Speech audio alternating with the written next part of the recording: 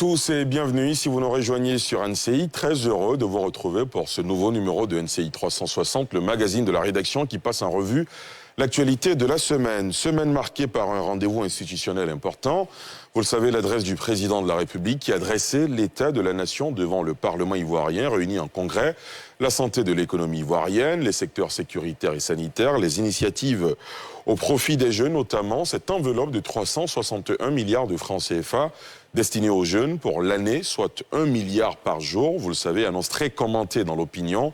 On en saura un peu plus avec Touré Mamadou, ministre de la Promotion, de la Jeunesse, de l'Insertion professionnelle et du service civique, qui sera avec nous en duplex depuis Daloa, dans la région du Haut-Sassandra. Dans le reste de l'actualité, nous évoquerons les enjeux de notre continent face aux défis de la mondialisation avec un plateau. Achille Mbembe, il est historien, politologue et enseignant universitaire qui nous rejoindra en plateau dans la deuxième et dernière partie de cette émission. Voilà pour les grandes articulations.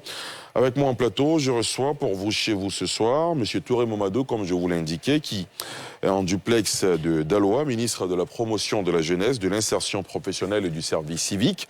Bonsoir Monsieur le ministre, vous nous recevez bien depuis Daloa ? Oui, bonsoir Ali, je vous reçois très bien, le réseau est très bien ici. Parfait, merci en tout cas d'avoir accepté notre invitation. Je rappelle que vous êtes chez vous à Daloa et vous avez bien accepté de répondre à nos questions. Merci beaucoup. Franck-Stéphane Dedi, il est consultant international en stratégie. Bonsoir Franck. Bonsoir Ali. Merci d'avoir accepté notre invitation. De même. Alafé Ouakili, journaliste, directeur général de l'intelligence d'Abidjan, président d'une organisation de la société civile. Alafé Ouakili, bonsoir. Oui, bonsoir. C'est une nouvelle casquette qui s'ajoute. Oui, une autre, oui. Une autre. Avec efficacité. C'est cela, on aura l'occasion d'en parler. Merci beaucoup d'être là. Docteur Ngouran Bangali, analyste politique, spécialiste des relations internationales, enseignant-chercheur à l'université Lorognon Guédé de Daloa. C'est long, mais on y est. C'est cela, on y est, tout est bien et tout va bien. Merci d'avoir accepté notre invitation, docteur. Maître Meïté Youssouf, avocat. Oui. Merci d'être là avec nous, Maître Meïté Youssouf. Merci, Ali. Docteur Arthur Banga, historien, spécialiste en sécurité et défense, enseignant-chercheur à l'université Félix Houphouët-Boigny de Cocody, analyste politique. Bonsoir et bienvenue. Merci, au moins je garde historien, je ne suis pas comme Bangali qui réunit déjà les Enfin, d'accord, c'est peut-être le débat qui commence comme ça entre vous, mais on verra bien ce que ça va donner ce soir. Messieurs, vous le savez, la politique intérieure, l'économie, la jeunesse, les réformes constitutionnelles, devant les parlementaires, le président de la République, Alassane Ouattara, a fait le bilan de sa politique de développement. Il s'est exprimé dans un discours dit pour dresser l'état de la nation. On fait le point avec Salif Yaleko et Fulgence Kissiedo et on en parle juste après, messieurs. Les questions liées à l'éducation, la formation, l'emploi et l'insertion socio-professionnelle des jeunes, qui représentent environ 3/4 de notre population, c'est-à-dire 22 millions sur 30, ont depuis 2011 fait partie des priorités du gouvernement. D'importantes avancées ont été réalisées, mais de nombreux défis demeurent. C'est pourquoi, lors de mon message à la nation du 31 décembre dernier, j'ai déclaré 2023, année de la jeunesse, et j'ai demandé au gouvernement de faire encore plus dans ce domaine essentiel.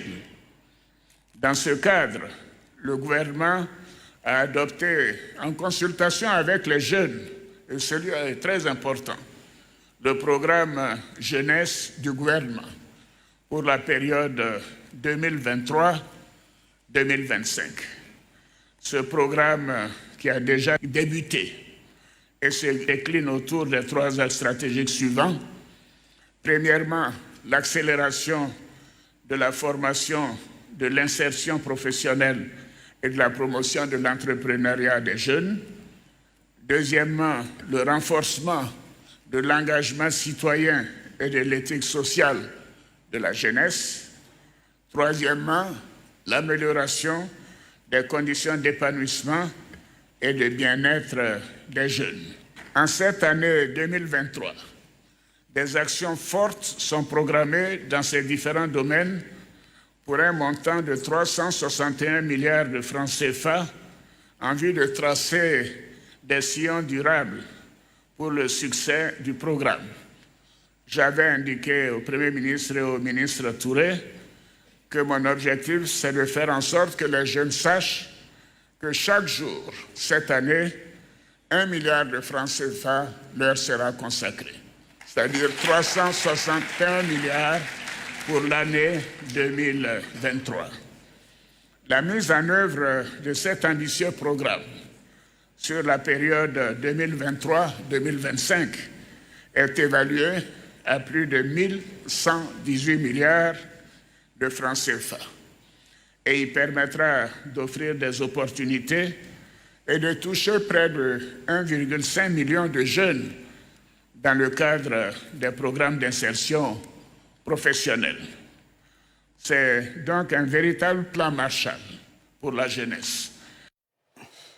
On se souvient, monsieur, le chef de l'État a annoncé plusieurs réformes, notamment une proposition de réforme concernant le nombre de sessions au niveau de l'Assemblée nationale. Mais le point qui a retenu, semble-t-il, l'attention de tous les observateurs en tout cas, c'est ce fonds alloué aux jeunes, 361 milliards de francs CFA. Et dans un esprit de pédagogie, le président de la République a parlé d'1 milliard par jour. Ça a suscité beaucoup de réactions.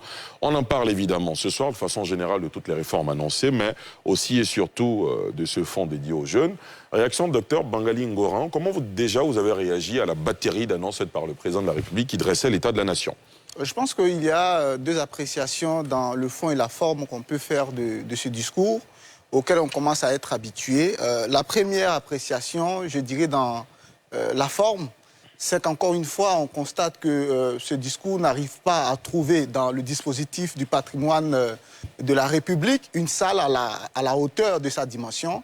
On identifie généralement le discours de Nouvel An à la salle des pas perdus, celui qui précède la fête du Nouvel An au bureau, aux appartements privés donc, du président de la République. Mais on a remarqué que depuis, en tout cas pour les deux précédentes éditions, ça a été à Yamoussoukro, à la Fondation, aujourd'hui dans un hôtel. Il y a donc le besoin de trouver un entre dans les dispositifs du patrimoine de l'État qui soit à même de recevoir une institution qui désormais va s'installer chaque année. Ça, c'est pour la forme. Dans le fond, il y a également deux aspects. Le premier aspect, c'est le discours du chef de la République, donc la dimension républicaine, parce que le président Alassane Ouattara, par son style, est entré dans la pensée collective ivoirienne comme ce président qui a les promesses faciles. Et on se souvient à l'image de la pluie des milliards. Et donc, quand vous faites souvent des promesses, il est aussi important après de revenir devant le peuple pour faire un bilan, pour dire, il est vrai, j'ai fait telle promesse, mais voici au stade d'exécution, nous en sommes ce qui a été déjà fait. Et donc, c'est à cet exercice-là qu'il s'est livré, en faisant notamment le bilan avec un accent, bien sûr un bilan général, mais un accent particulier sur les aspects économiques de son bilan. On est dans deux phases d'accélération qui sont relatives. La première accélération due aux infrastructures liées qu'on doit livrer avant la CAN. Et donc, ça a été un aspect de l'engagement massif de l'État de Côte d'Ivoire. Et puis, il y a une deuxième cause qui est liée à la conjoncture internationale avec la cherté de la vie. Donc, il y a eu une sorte de suractivité en termes de subventions, en tout cas pour essayer de contenir les effets de la conjoncture internationale. Donc, voilà un peu ce qu'on peut dire de façon ramassée à ce stade sur tout ce qui a été annoncé par le président. Je relève aussi pour finir, disons cette casquette, la dimension politique du discours. Le président, en tant que chef d'équipe, félicite publiquement certaines têtes fortes de son équipe. Et j'ai particulièrement aimé ça parce que ça change un peu du style qu'on prête à l'homme qui était plutôt considéré comme quelqu'un d'austère, quelqu'un de plutôt extrêmement sérieux et tout. Très réservé et tout. Voilà, très réservé. Et là, mais je pense que c'était une touche particulièrement chaleureuse, humaine, qui m'a particulièrement plu. Et donc, je pense que et qui a dû faire plaisir aux concernés. Oui, le ministre Touré Mamadou nous en dira tout à l'heure. De pré-campagne électorale, et généralement, tous ceux qui ont été félicités, excepté le vice-président, sont tous candidats quelque part. Donc, c'est pour leur faire plaisir, clairement. Certainement. Docteur Arthur Banga? Oui, d'abord, c'est un discours qui se met clairement dans le cadre constitutionnel et institutionnel. On a une constitution qui est relativement jeune, et donc ce discours sur l'état de la nation essaie de s'installer. Et moi, je pense que c'est la première fois qu'on a un véritable discours état de la nation, parce que les deux précédentes, certes, il y a eu cet état de la nation, mais qui a été masqué par des annonces spectaculaires. On se souvient, son retrait annoncé en 2020, la naissance du vice-président. Et là, on est resté focus, concentré sur l'état de la nation en soi. Je partage l'avis sur le caractère privé de la salle. Moi, j'aurais préféré qu'on reparte à la Fondation, mais c'est personnel. Enfin, dans le bilan du discours, on voit un président de la République qui est plutôt satisfait et qui essaie de communiquer cette satisfaction. Il a vu, il est revenu sur tout ce qu'il y a comme succès sur le plan économique, sur le plan des infrastructures. Mais en même temps, c'est quelqu'un... On a vu aussi quelqu'un qui comprend les défis. Et aujourd'hui, le principal défi de l'Afrique et peut-être de la Côte d'Ivoire, c'est sa jeunesse. On a 3/4 de la population qui est jeune, c'est-à-dire par année, il faut trouver des centaines de milliers d'emplois, il faut trouver des centaines de milliers de centres de formation, etc. Et donc, il y a au moins cette prise de conscience et des annonces, sans doute le ministre aura le temps de revenir dans le détail sur comment ces annonces comptent être appliquées. Il y a un point qui est assez intéressant qui me fait comprendre que le président suit aussi l'actualité. Il a parlé de la dette. Et quand on a suivi l'actualité de ces derniers jours, la question de la dette revenait dans l'espace public. Ces derniers mois, vous voulez dire. Voilà, la question de la dette revenait dans l'espace public. Il est venu quelque peu rassurer pour dire, ouais, on est sur des statistiques dans la norme. Mais je rappelle que les discussions, ce n'est pas tant le pourcentage du PIB que les opposants au concept de dette posaient, mais c'était surtout dans sa réalité, de son efficacité. Donc c'est un président satisfait qui a essayé de communiquer cette satisfaction, qui a relevé quand même quelques défis. Je pense, pour moi, le seul bémol, j'attendais, on a eu la fin d'année sur la CEMU, il fallait tout ça, et peut-être que le président aurait dû faire un point d'orientation, qui a donné une orientation beaucoup plus sociale, et beaucoup plus concrète à ce discours-là. Mais voilà mes impressions. Maître Meïté ? J'ai deux observations à faire. Allez-y. Avant de faire mes observations, j'aimerais rappeler à tu qui est historien, qui dit que c'est le véritable discours. J'aimerais rappeler à tu que c'est traditionnellement, les discours à la nation sont marqués par un événement ou des phrases chocs. Quand on reprend l'histoire, on va aux États-Unis, on a vu là-bas que avec Johnson, la lutte contre la pauvreté, avec George Bush, l'as du mal, avec Roosevelt, la déclaration de guerre, rentrée en guerre pour la Deuxième Guerre mondiale. Donc c'est toujours marqué par un événement. Les trois discours. Le premier, ça a été marqué par son retrait. Il avait décidé de ne pas être candidat. Le deuxième, la présentation de son vice-président. Aujourd'hui, le discours est marqué par la proposition faite à la jeunesse. 1 milliard par jour, 361 milliards par an. Donc, les deux observations sont que, sur le plan institutionnel, la tradition a été respectée et le président a présenté son bilan. Sur le plan économique, il a estimé que les perspectives, que le bilan est bon et qu'il y a des meilleures perspectives. Mais en même temps, il a relevé le fait que, face aux difficultés mondiales, il faudrait que le gouvernement essaye de redoubler d'efforts. Donc, sur le plan institutionnel, il a annoncé une réforme de la Constitution, comme vous l'avez dit tout à l'heure, pour les 2 sessions parlementaires. Sur le plan politique, il a estimé qu'il doit réviser la loi pour intégrer les partis politiques ou les personnalités qui sont représentées au Sénat pour que cela soit financé. Maintenant, sur le plan politique, on peut dire, ça a été dit tout à l'heure, ce discours permet au président de présenter son bilan, de regrouper sa majorité autour de lui. On a vu, ça a été dit par Bangali, il a félicité des ministres, c'est tout à fait normal. Parce que j'ai vu que certains se plaignaient, pourquoi il cite des ministres au nommément, il les félicite, c'est tout à fait normal.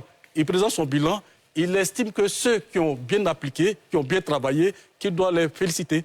Donc, ce discours permet à la majorité d'être soudée autour de l'action du gouvernement, permet aussi à l'opposition de regarder un peu ce que le président a fait, ce qu'il n'a pas pu faire, essayer de faire des observations, des critiques, se préparer, faire des contre-propositions. Franck-Stéphane Dedi, comment vous réagissez? Vous avez suivi ce discours? Oui, j'ai suivi le discours du chef de l'État à la nation parce que c'est un moment important dans la mesure où le chef de l'État doit dresser un bilan de ses actions entre le dernier discours de l'État à la nation et le présent, d'une part, et d'autre part, ouvrir les grands axes des prochains mois ou prochaines années sur sa politique. Donc, globalement, institutionnellement, c'était prévu. Donc, voilà. Rien à signaler? Rien à signaler à ce niveau. Par contre, même dans l'élément que vous avez passé, je reste un peu surpris que jusque-là, on dit que le président a dressé un bilan plutôt de satisfecit. Mais en même temps, et j'espère que le ministre réagira là-dessus, en même temps, sur la jeunesse, le président nous annonce un plan Marshall pour la jeunesse. Je pense que les historiens sur le plateau ne me diront pas le contraire. Le plan Marshall nous renvoie à une image très sombre de l'histoire de l'humanité où on se dit que beaucoup de choses se sont détériorées. Donc, on lance de grands moyens. Moi, c'est cette image-là que je retiens. On lance de grands moyens pour remettre les choses sur les rails. Et donc, aujourd'hui, alors que depuis 2014, on labellise Année de la jeunesse, parler en 2023 d'un plan Marshall pour la jeunesse, j'en viens à m'inquiéter dans la mesure où j'aurais plutôt été du moins confortable si on me disait que pas mal de choses ont été faites. On a atteint les objectifs peut-être à 80 à 90%, il nous en reste encore un peu plus. Mais parler d'un plan Marshall alors qu'on est censé avoir fait 7 ans, depuis 2014 jusqu'à maintenant, 9 ans, parler d'un plan Marshall, je reste un peu pour le moins gêné.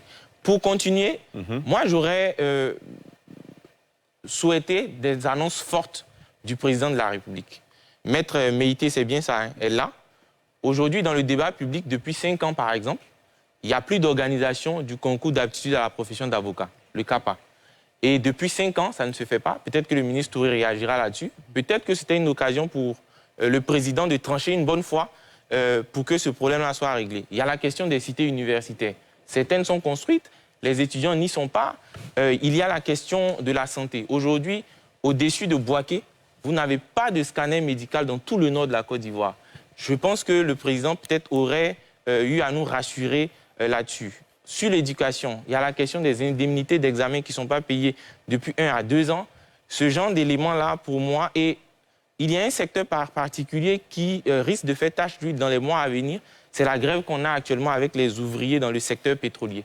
Donc, il va sans dire que l'impact sur le coût de la vie par rapport au gaz, au pétrole et tout sera donc très élevé. Donc, pour moi, voilà quelques bribes d'éléments sur lesquels j'aurais souhaité que le président se prononce, tranche une bonne fois, parce qu'on a l'impression que les ministres qui gèrent ces différents éléments-là, le CAPA, les cités universitaires, la question de l'éducation, la grève dans le secteur pétrolier, on a l'impression que les personnes préposées ne s'y retrouvent pas. Et pour moi, ça aurait été l'occasion pour le président de trancher une bonne fois, en bon père de famille romain, trancher une bonne fois pour rassurer l'opinion sur ces éléments-là. Donc, je reste plutôt partagé sur le discours du chef de l'État. Très bien. J'ai été interpellé. Oui, tout à l'heure. Je reviendrai à vous. À la fin, Wakili. Je voudrais dire que le président a parlé, c'est bien, fait quelques observations. Dire que toute prise de parole d'un chef de l'État, d'un président de la République, est déjà une parole solennelle. Exact. Elle est rendue davantage solennelle devant le Congrès. Mais ça me préoccupe parce que on a là maintenant 3 séquences institutionnelles, pas du même niveau, 3 séquences annuelles. Le 6 août, le 31 décembre, et puis pour la 3e fois, la première fois c'était en mars 2020, l'an dernier c'était en avril, cette année encore en avril, on considère que le président mettra peut-être régulièrement son intervention entre décembre et puis août au milieu, entre décembre où il tient le message de fin d'année, le 6 août, le message de la fête nationale, c'est cela. Au milieu, en avril. C'est vrai qu'en dehors de ces séquences, il arrive qu'en Conseil des ministres, il arrive qu'à d'autres occasions, le président puisse donner de ses nouvelles, prendre de la parole, et ces initiatives ont autant d'impact qu'au cours de ces séquences-là. Ma préoccupation est de savoir s'il ne faut pas envisager de réduire ces 3 moments-là. Par exemple, le message du 6 août peut être un message devant le Congrès. par exemple. Pour dresser en même temps l'état de la nation? Oui, le message, c'est puisque tous ces messages sont des messages sur l'état de la nation. Finalement, le président lui-même, il a dit devant le Congrès dernièrement, j'ai parlé à la nation le 31 décembre et voici ce que j'ai dit. Et on se rend compte que le 31 décembre dernier, c'est à cette date qu'il a lancé l'année de la jeunesse. Et il est venu donner des détails sur l'année de la jeunesse. Puisque l'année devait démarrer en janvier, l'année de la jeunesse, il ne pouvait pas attendre sans doute avril devant le Congrès pour venir donner la nouvelle. Mais on voit bien que une année qui va déterminer tout est annoncée le 31 décembre et il vient peut-être dire des détails devant le Congrès. On pourrait, c'est des propositions, c'est des interrogations, je pense qu'on pourrait y réfléchir. D'ailleurs, sur la question de retour à 2 sessions, je pense que le texte qui nous sera présenté va donner des détails parce qu'il a été annoncé les 2 sessions de janvier à juin et puis aussi d'octobre à décembre. Actuellement, la rentrée des 2 chambres du Parlement se fait en avril. Cela signifie qu'il y aura un glissement parce que la session ne peut pas démarrer en janvier sans que ce soit la période de rentrée. Tout à fait. Donc on attend certainement de voir le projet de loi constitutionnelle au-delà des orientations générales que le président de la République a données pour voir ce que cela va signifier. S'agissant de la jeunesse, je crois que le ministre reviendra là-dessus, mais en Côte d'Ivoire, tout le monde a retenu, même s'il y a eu de l'humour dedans, qu'il y a 1 milliard dépensé en initiative, en action pour la jeunesse et il ne s'agit pas d'un rang à faire, d'une inscription à faire pour que chacun vienne prendre sa part du milliard chaque matin. Il y en a même qui ont fait des calculs pour dire que ça va donner 1 500 francs ou 2 000 francs à la jeunesse par jour. Bon, je crois que quand même la jeunesse a retenu. Le ministre étant là, il donnera certainement des détails sur l'usage de ce milliard quotidien. Alafé Ouakili, vous anticipez effectivement sur les questions que je m'en allais poser au ministre Touré Mamadou. Monsieur le ministre, merci en tout cas encore une fois d'être avec nous en duplex depuis Daloa. L'annonce du président de la République était très claire. 361 milliards de francs CFA consacrés à l'année de la jeunesse au profit des jeunes. Beaucoup de jeunes, dans leur entendement évidemment, c'est de l'argent disponible, cash, dont ils peuvent disposer pour entreprendre, pour leurs initiatives. Vous qui êtes le premier responsable de ce département, comment vous réagissez ? Écoutez, d'abord, merci de m'avoir invité donc, à cette émission. Avant de réagir et de répondre de façon très précise à la question que vous avez posée, je voudrais quand même répondre au prédécesseur de M. Alafé Ouakili qui dit que beaucoup d'initiatives ont été menées par les jeunes. Il aurait fallu que le chef de l'État, avant d'annoncer un plan Marshall qui pour lui noircit le tableau, fasse état de ce qui a été fait. Et pour lui, si des initiatives ont été menées pour les jeunes, on pourrait considérer donc que ces initiatives... Mais est-ce qu'il a écouté le discours du chef de l'État ? Si vous réécoutez le discours du chef de l'État, voilà ce qu'il a dit exactement. Dites-nous. D'importants efforts ont été faits pour les jeunes depuis 2011. Les résultats ont été obtenus. Mais en dépit de ces résultats obtenus, les défis restent encore énormes. Mais la Côte d'Ivoire n'échappe pas à la réalité africaine, mondiale. Et quand vous avez un pays, je le dis, dont la démographie constitue à 75% de population de moins de 35 ans, quand vous avez chaque année 300 à 400 000 jeunes qui quittent l'école, qui arrivent sur le marché du travail, vous ne pouvez pas vous satisfaire donc du bilan obtenu les 10 dernières années, parce que chaque année, vous avez le défi de 300 à 400 000 jeunes qui arrivent sur le marché du travail. Et donc, le fait d'annoncer donc une année de la jeunesse qui devient un plan triennal, puisque ça part donc de 2023 à 2025, vise justement à amplifier donc les résultats, les initiatives déjà initiées et donc obtenir plus de résultats pour traiter dans cette jeunesse. Cela dit, le plan, le chef de l'État l'a dit, fait en réalité 1118 milliards de francs CFA sur les 3 prochaines années. Pour la seule année 2023, nous sommes à 361 milliards de francs CFA. Mais les 361 milliards de francs CFA, c'est 99 milliards de francs CFA pour les infrastructures dédiées aux jeunes. Qu'est-ce qu'on appelle infrastructures dédiées aux jeunes? Ce sont les réhabilitations de centres d'enseignement technique, de lycées professionnels, etc. C'est la construction de lycées professionnels en Côte d'Ivoire et de centres d'enseignement technique professionnel en Côte d'Ivoire. C'est la construction de centres de services civiques en Côte d'Ivoire. C'est les Agora, initiés par le ministère donc, des Sports, puisque nous aurons une dizaine d'Agora qui seront construits donc, sur l'ensemble du territoire national. C'est le financement des projets d'entrepreneuriat de 150 000 jeunes. C'est le financement de 110 000 jeunes qui sont dans le système scolaire en termes de bourses ou de secours financiers. Ce sont des campagnes de sensibilisation, etc. Donc, c'est l'ensemble de ces initiatives ramenées sur l'année qui nous donne le montant de 361 milliards de francs CFA. Et comme M. Alafé Ouakili l'a si bien dit, le président n'a fait qu'une moyenne journalière. Quand vous prenez les 361 milliards de francs CFA qui sont investis dans les infrastructures, dans l'entrepreneuriat, dans la sensibilisation des jeunes, dans l'encadrement des jeunes, etc., si vous faites une moyenne journalière, c'est un investissement de presque 1 milliard donc, par jour. Mais allez, je vais plus loin.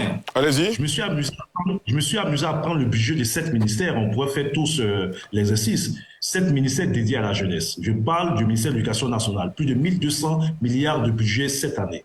Je parle du ministère de l'Enseignement supérieur. Près de 290 milliards de budget. Le ministère de l'Enseignement technique. 173 milliards de budget. Le ministère de la Jeunesse. 42 milliards de budget. Le ministère des Sports, 50 milliards de budget. Quand vous prenez ces 7 ministères clés, culture, etc., vous êtes à près de 1900 milliards de budget. Mais si vous ramenez ça donc, à une moyenne journalière, Ali, ça fait 5 milliards, presque 5 milliards investis, qui seront investis cette année, chaque jour, dans la jeunesse, à travers donc ces différents ministères. Et je vais rappeler que le PGGOU, c'est 17 ministères qui vont intervenir.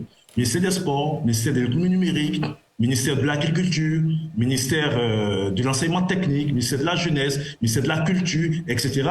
Donc, ce sont l'ensemble des initiatives des 17 ministères, y compris les initiatives des partenaires au développement, Banque mondiale, l'AFD, etc., qui font l'enveloppe donnée par le chef de l'État. Il n'a fait qu'une moyenne journalière. Donc, ce n'est pas de l'argent qui est disponible en cash, prêt à être servi aux jeunes. On est bien d'accord? Non. J'insiste là-dessus parce que dans la mémoire collective, on a intégré cette idée de 1 milliard disponible par jour. Ouais. Et vous nous dites que ce n'est pas cela, ce sont des infrastructures, ce sont des initiatives de financement de projets. Mais ce qui est décevant, c'est les experts de certains partis politiques. J'ai écouté le porte-parole d'un parti politique qui s'est dit financier et on a des raisons de douter donc, de ce qu'il dit être. Parce que vous savez, je sors même de ce que le chef de l'État a dit. Tous les experts qui sont sur le plateau pourraient témoigner, que ce soit dans le secteur de la santé, donc de la sécurité routière, etc., tous les organismes internationaux ou nationaux, sur la base des statistiques annuelles, ont tendance à donner une moyenne journalière. On pourrait vous dire qu'il y a tel nombre de décès par jour, il y a tel nombre de naissances par jour, il y a tel nombre d'accidents par jour, etc. Donc le chef de l'État, c'est à donner un exercice économique. C'est-à-dire, c'est le budget global donc, sur l'année, qui fait 361 milliards de francs CFA, presque 365 milliards, divisé donc par 365 qui donne à peu près presque 1 milliard. Mais je note que ça, c'est le PGGOV.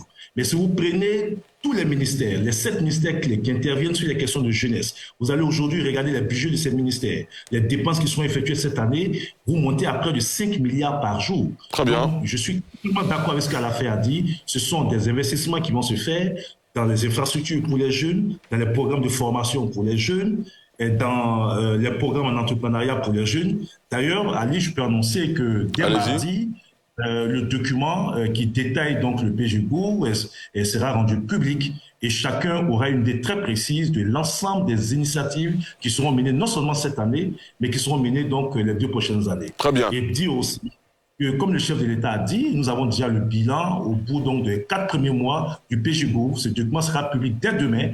Dès demain, chaque Ivoirien saura en 4 mois qu'est-ce qui a été fait de façon très précise selon les 3 axes définis par le chef de l'État en faveur donc des jeunes cette année. Très bien. On reviendra à vous, Monsieur le ministre. Arthur Banga. Oui, je voulais rapidement 2 mots. Quand j'ai dit véritable, c'était, je rigolais parce que on était sur le plateau jeudi, tu attendais l'annonce. Il n'y a pas eu d'annonce, donc c'est ce que je voulais dire. La deuxième chose, oui, sur le plan Marshall, il y a peut-être ce côté négatif, mais aussi le côté volontariste. du plan Marshall, de vouloir montrer sa volonté de trouver une solution, et ça peut être vu dessus.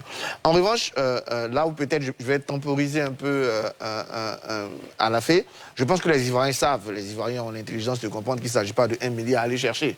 En fait, ce qu'on doit comprendre, et ce que les autorités doivent comprendre, et le ministre, c'est de dire, pour certains Ivoiriens, les milliards, c'est tous les jours dans leurs oreilles, quoi. Quand ils allument la télé, il y a 1000 milliards ici, il y a 200 milliards ici, il y a... Voilà, ça, c'est... À la limite, les millions, on les entend tout le temps. Certains peuvent le voir tout le temps, mais certains ne le ressentent pas. Et je pense que c'est cet aspect ressenti de ces plans qui est remis en question souvent par ces choses. Et le ministre nous dit qu'on aura donc clairement demain le bilan et les objectifs. Et donc, on aura des indicateurs.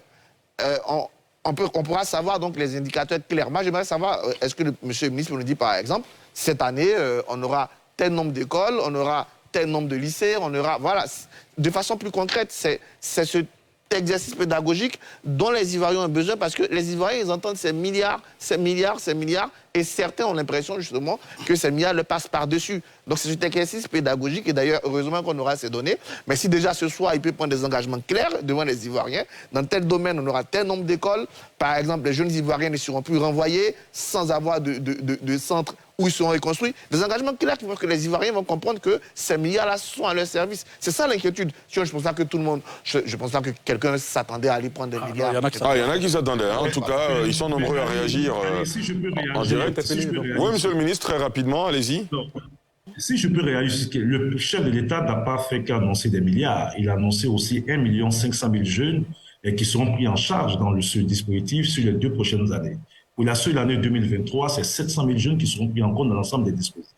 Maintenant, je peux consolider que si on n'a pas donc accès à un certain nombre d'informations, on peut spéculer. Et donc, ce que je dis, c'est que, alors, rappelez-vous aussi que ce document a été validé le 21 mars par le gouvernement et validé le 21 mars avec les services donc, du CICG. Nous sommes en train de faire la mise en forme de ce document qui est terminé et ce document sera publié dans les 48 heures. Sur le bilan, Arthur, je peux vous rassurer que la mise en œuvre du PGGO va commencer depuis le 1er janvier, puisque chaque ministère a quand même des missions. Chaque ministère avait une feuille de route définie par le chef de l'État. Et rappelez que le PGGO, c'est l'ensemble des interventions sectorielles dans tous les ministères qui concernent les jeunes, y compris donc la vie des jeunes qui ont été pris en compte. Je peux vous dire, par exemple, qu'avec le Premier ministre, on a été à Boaké, fait la pose de la première pierre des lycées de formation technique professionnelle à Botro.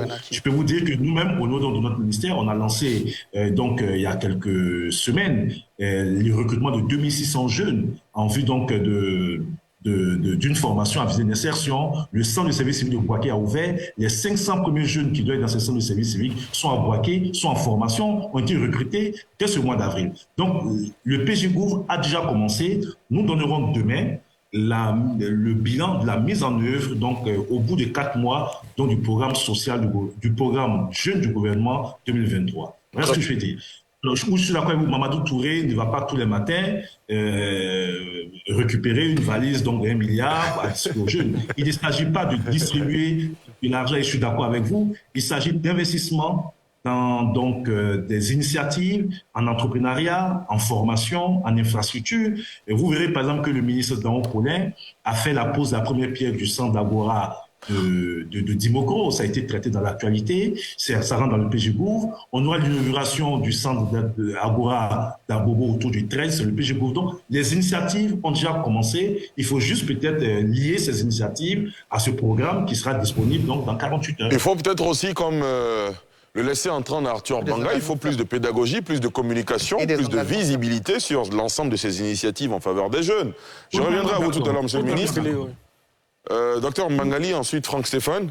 Oui, je pense que la question aujourd'hui de l'impact et la durabilité des anciens emplois qui ont été créés avec les premiers investissements qui ont été, disons, engagés à partir de 2012 avec les programmes PGDEC 1 et 2 ainsi que le programme CDD Emploi sont aujourd'hui à remettre, je pense, sur la table parce qu'avant d'utiliser les mêmes méthodes de création d'emplois qui ont été déjà expérimentées les années précédentes, il fallait au moins, pour le moins, faire un bilan clair, pas seulement, parce que généralement ce que le ministère fait, le ministère de la Jeunesse fait, c'est d'afficher les indicateurs des taux de réalisation des précédents financements.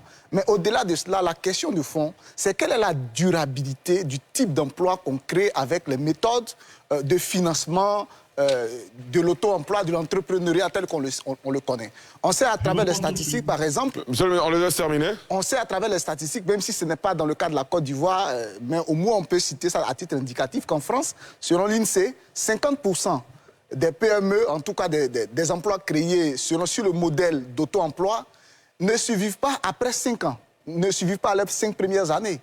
Et il y a eu un sondage également en Afrique, sur le terrain africain, pas en Côte d'Ivoire, sur le terrain africain, qui a révélé que 55% de ce type d'emploi n'arrivent pas à survivre après 5 ans d'existence. Donc, c'est vrai, ces programmes ont été financés, on a déversé des millions entre les mains des jeunes, mais être entrepreneur, c'est au-delà de la formation qu'on peut leur donner en quelques mois, c'est tout un état d'esprit, c'est une mentalité. C'est vrai que, disons, l'image la plus Julius que tout le monde connaît, c'est l'échec de Dougou Tigui.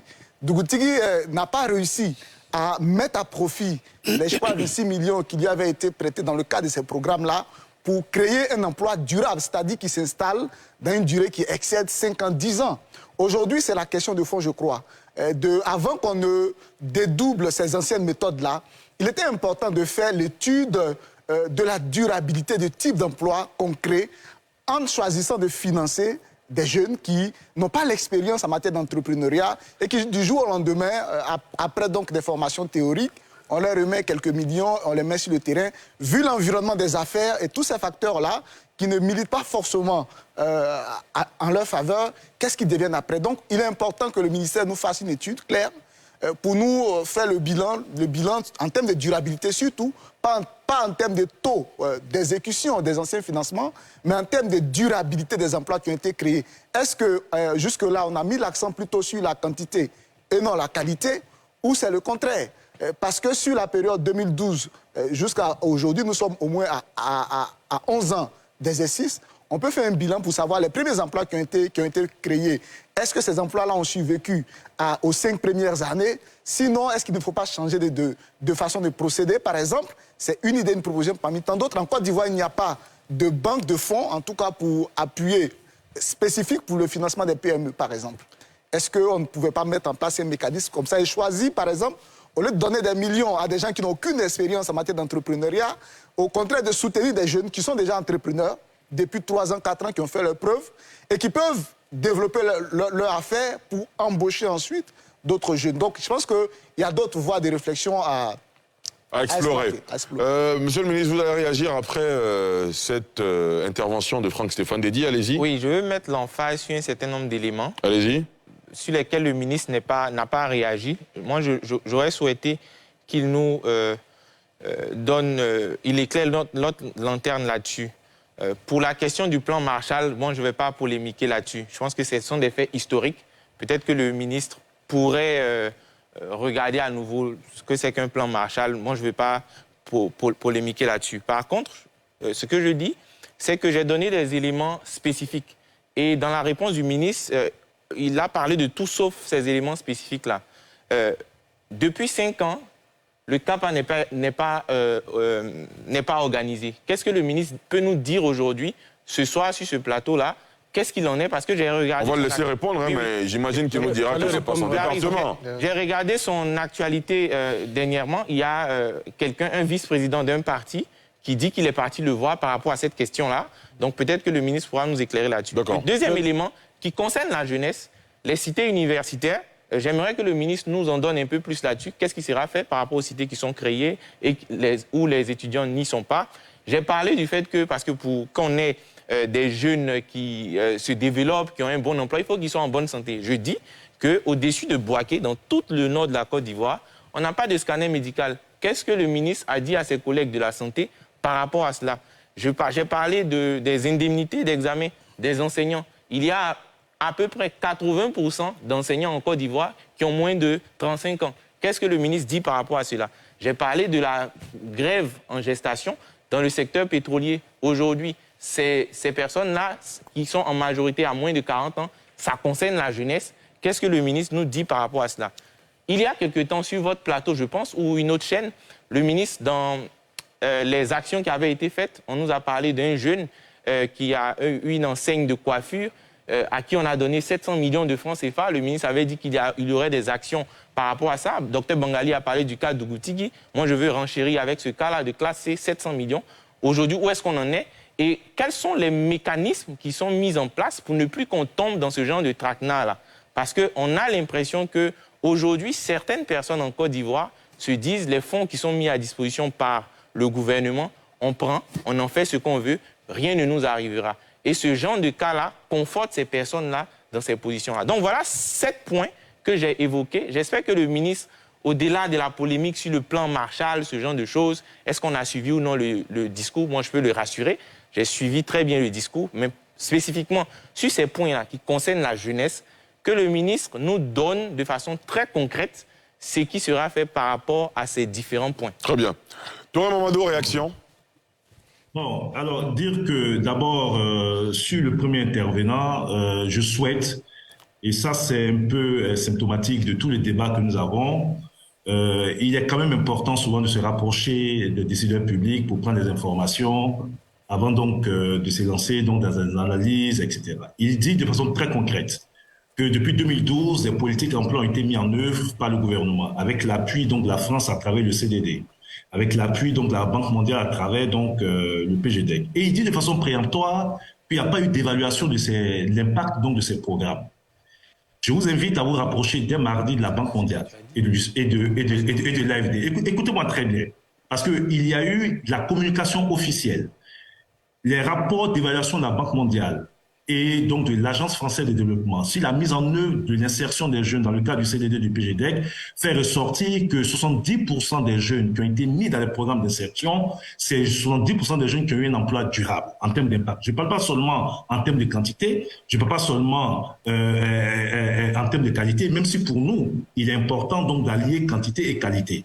Donc si c'est l'impact du PGDEC et l'impact du CDD, voici les résultats que je vous donne, qui sont disponibles non seulement au ministère, mais qui sont disponibles auprès de la Banque mondiale et de l'AFD. D'ailleurs, vous verrez que lors d'une activité que j'ai organisée avec le président de la région donc, du Sud Komoué, qui a eu le financement de 820 jeunes dans le Sud Komoué, c'était à Bassam il y a 2 semaines, pour à peu près 5 millions. L'ambassadeur de France a pris la parole pour dire que l'impact positif du programme CDD a amené la France à réévaluer à la hausse sa contribution dans les politiques d'insertion dans notre pays.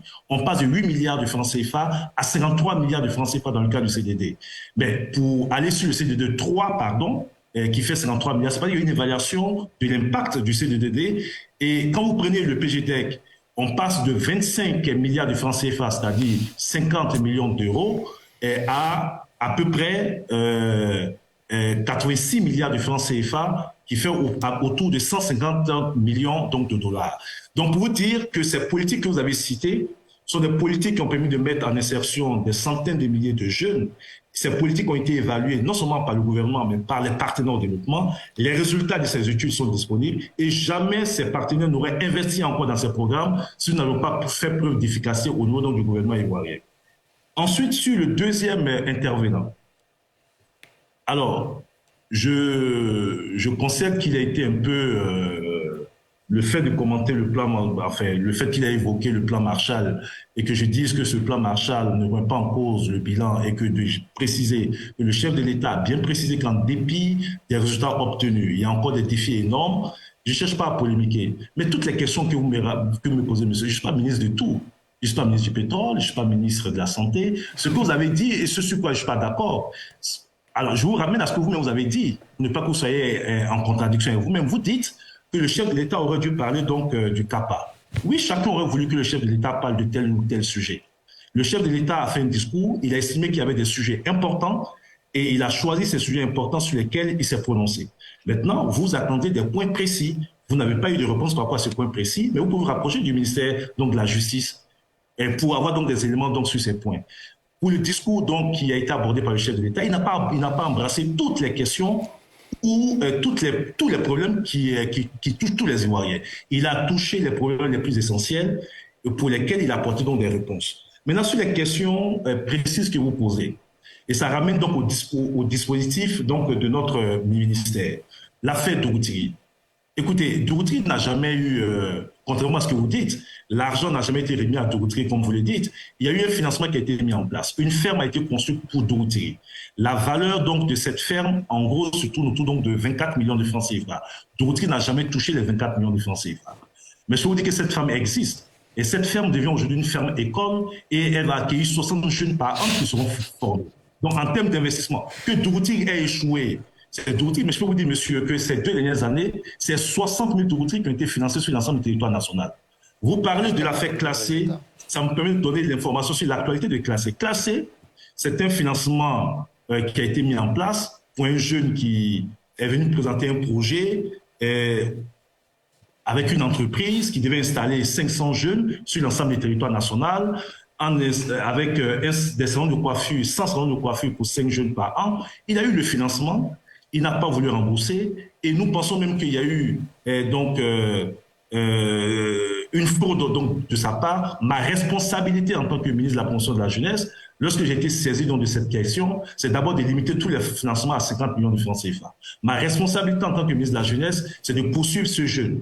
D'abord au civil, il a été condamné. Ma responsabilité en tant que ministre de la Jeunesse, c'est de poursuivre ce jeune donc au pénal. Depuis 1 mois, ce jeune est à la MACA, je vous informe. Depuis 1 mois, il est à la MACA. Il est poursuivi.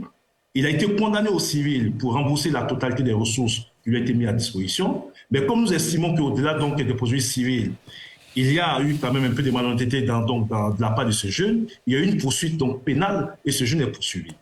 Et quels sont les dispositifs que nous mettons en place pour ne plus arriver à ce genre de situation? Plus aucun jeune, d'abord les financements plafonnés à 50 millions de francs CFA, plus aucun jeune ne reçoit des financements s'il n'est pas accompagné par un centre de gestion agréé pour l'aider dans sa comptabilité.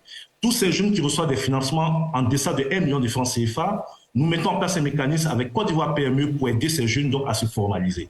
Tous les jeunes qui reçoivent des financements en deçà donc de 1 million de francs CFA doivent avoir une caution morale qui les accompagne.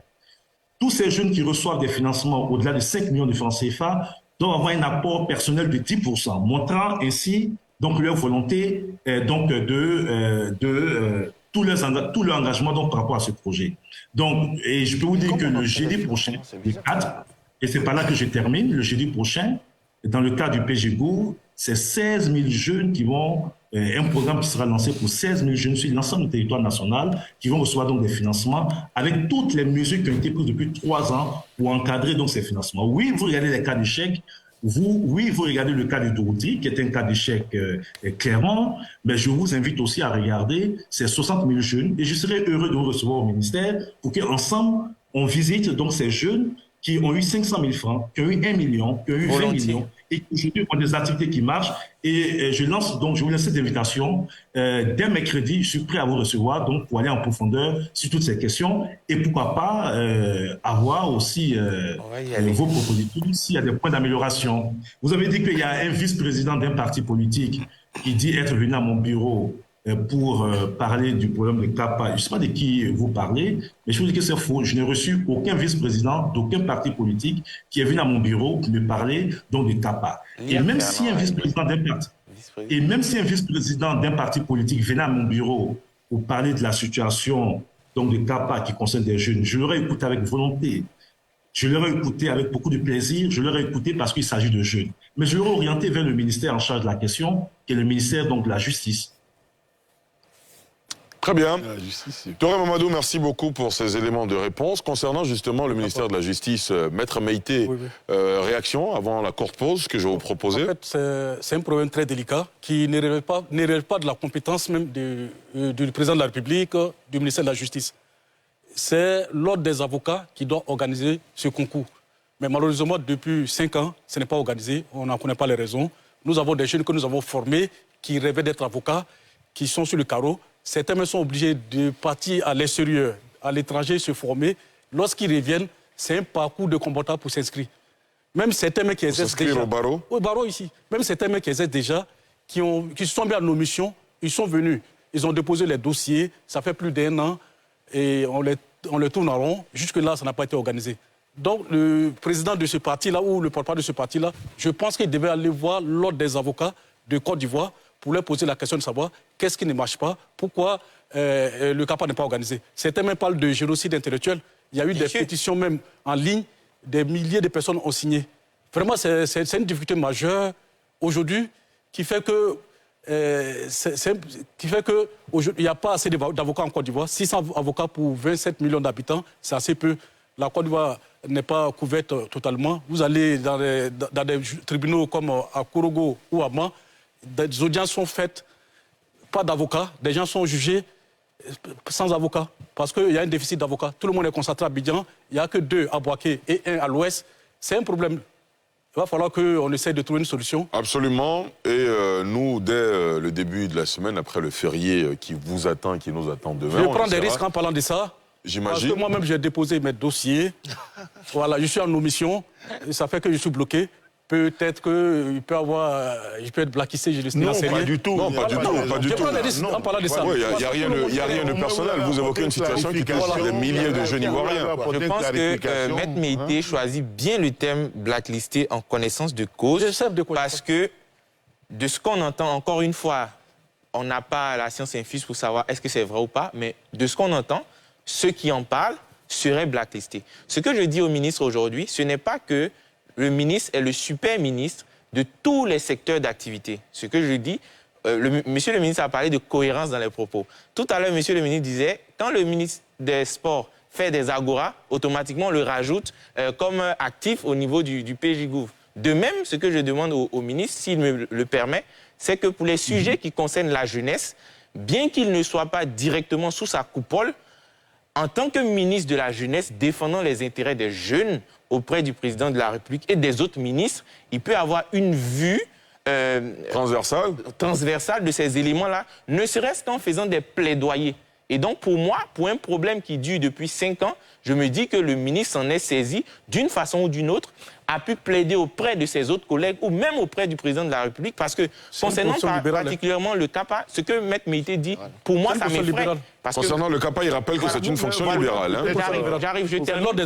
On le laisse terminer. En fait, ce que Maître Meïté dit par rapport au CAPA, moi, ça m'effraie dans la mesure où il dit c'est au-delà même de la compétence du président de la République. Donc, ça veut dire que, c'est vrai, il y a une indépendance des différents pouvoirs en Côte d'Ivoire, mais ça veut dire que, comme il a dit, il y a des jeunes qui aspirent à une certaine profession et aujourd'hui, un groupuscule de personnes, permettez-moi l'expression, décide qu'eux n'ont pas le droit d'accéder à ce Saint Graal-là. Donc pour moi, c'est un problème majeur. Et au-delà même du CAPA, il y a pas mal d'autres secteurs d'activité dans lesquels ce problème se pose. Donc moi, je ne suis pas en train de dire il faut qu'on bombarde monsieur le ministre Touré Mamadou comme super ministre, gérant tous ces éléments. Même pour moi, il y a des éléments qui touchent la jeunesse, même étant dans les autres ministères. Le ministre pourrait s'en faire l'avocat, sinon pourrait s'en faire le plaideur pour qu'on puisse trouver une solution. Oui, vous allez lui poser votre question, ce sera juste après cette courte pause. Monsieur le ministre, vous allez réagir tout à l'heure.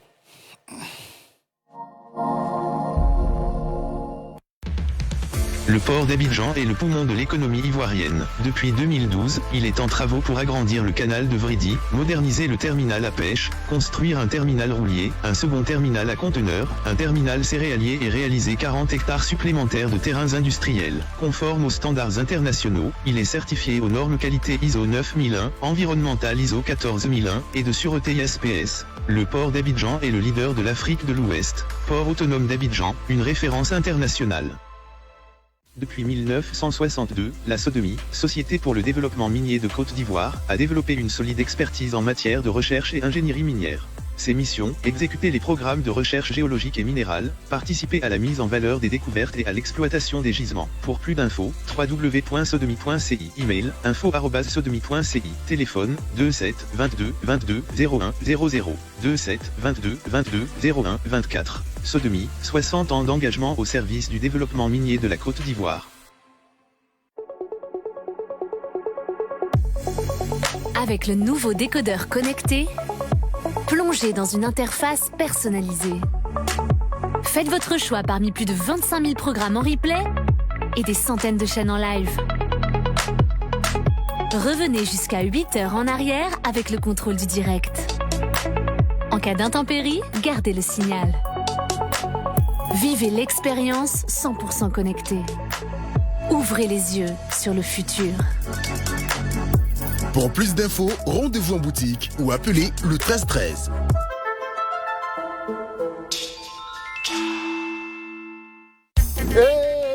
Fais-moi cotisation de CNPS de là, Annie Moreno va pris. À quel moment on vient de l'argent là? C'est le moment de RSTI là. Comment ça? Moi, je fais cotisation 600 par jour. En cas de maladie, et on me la 75 000 par mois gratuit. C'est qu'arrive à la gare, on fait pour moi bien. Ça se va. Le mouvement des régimes social des travailleurs indépendants et te prend en charge en cas de problème de maladie ou bien accident. Et on a qu'à faire pour vous. Travailleurs indépendants, payez vos cotisations sans frais via MTN Momo, Wave et Orange Money. La CNPS, maintenant, c'est pour tout le monde. Sous l'égide du ministère de la Communication et de l'Économie numérique, la société ivoirienne de télédiffusion rappelle à la population d'exiger des kits TNT Côte d'Ivoire aux normes MP4, AVC, H264 et DVB-T2. Attention, achetez le vrai kit TNT Côte d'Ivoire. La TNT, c'est maintenant. Bloomfield Investment Corporation organise la 7e édition de la conférence Risque Pays Côte d'Ivoire. Pour évaluer la cartographie de risque d'investissement du pays, le rapport Risque Pays, présenté par l'agence, mettra en relief les forces, les faiblesses et les axes d'amélioration de la Côte d'Ivoire. 500 invités sont attendus pour échanger autour de 4 thématiques clés, animées par 16 experts. Rendez-vous le jeudi 4 mai 2023 au Sofitel Abidjan Hôtel Ivoire.